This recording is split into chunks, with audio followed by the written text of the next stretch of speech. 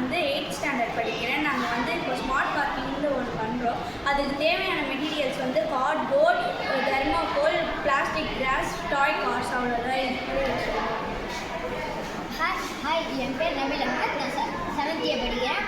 இப்போ இந்த smart parking எதுக்கு நாங்கள் இது பண்ணோன்னா, இது கார் பார்க்கிங்கில் கார் கன்ஜெக்டடாக விட்டுருவாங்க. இப்போது அந்த ஒரு லைன் போட்டிருக்காங்கன்னா அந்த லைனுக்குள்ளே கரெக்டாக விட மாட்டாங்க.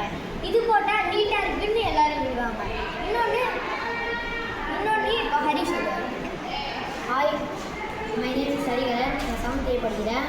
இது என்னன்னா, இப்போது லைனாக கார் விட மாட்டாங்க பார்க்கிங் ஏரியாவில். ஹாஸ்பிட்டல், போலீஸ் ஹாஸ்பிட்டல், மால் அந்த லைனாக விட மாட்டாங்க.